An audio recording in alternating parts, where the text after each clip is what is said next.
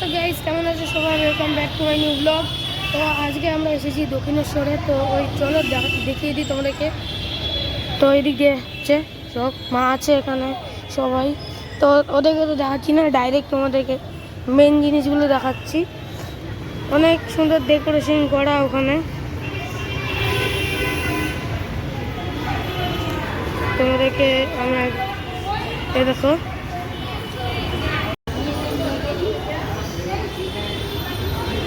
তো গাইস, এখানে আছে একটা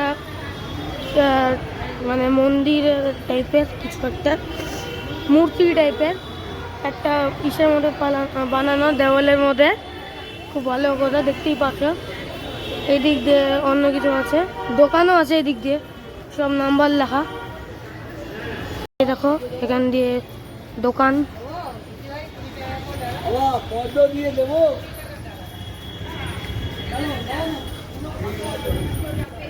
ওইদিকেও দোকান আছে।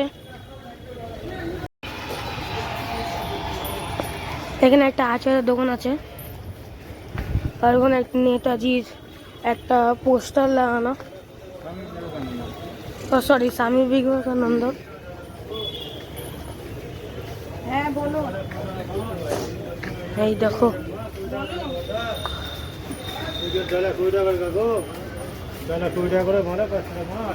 অনেক দোকান আছে নানা রকমের, অনেকগুলো দোকান বন্ধ, তো ওগুলা তো দেখাতে পারছি না।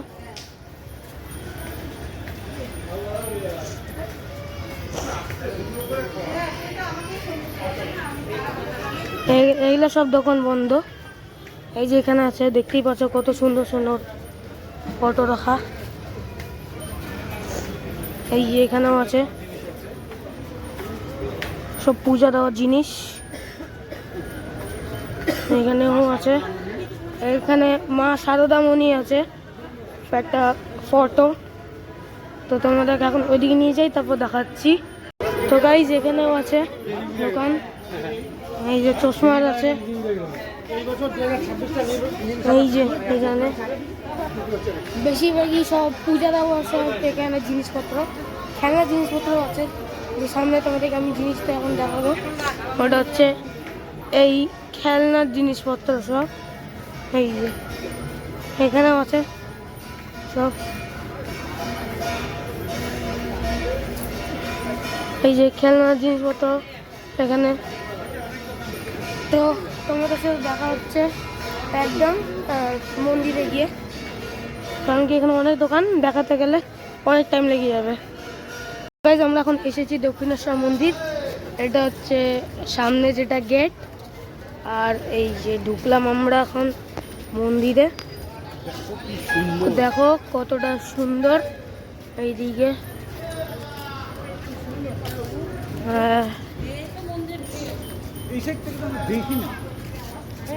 এই দেখো, তো সামনে গিয়ে তোমাদেরকে দেখাচ্ছি। তো গাইস, এখানে সব নিরামিষ খাবার পাওয়া যায়। আর এই যে এখান দিয়ে গাছ গাছালি আছে সব। এই যে সামনে এইদিকে মন্দির, ওই যে মন্দিরে দেখাবো তোমাদেরকে আমি। দেখতেই পাচ্ছ কতটা সুন্দর জায়গা এটা।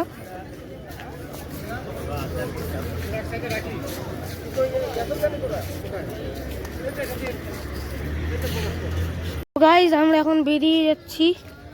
ভিতরে তো মন্দিরে অ্যালাউ ছিল না, এই জন্য দেখাতে পারলাম না তোমাদেরকে। তো এই যে গেট, এখন বাইরে যাবো, একটু দেখি কি হয়। তারপর কারণ কি 11টা দিয়ে ট্রেন আছে, তো চলো বাইরে গিয়ে দেখা হচ্ছে। তো গাইজ, এখন আমরা শিয়ালদা স্টেশনে আছি। তো এখন গাড়ি ছাড়বে, আমাদের গাড়ি ঢুকে নিয়ে 11টার দিকে গাড়ি ঢুকবে।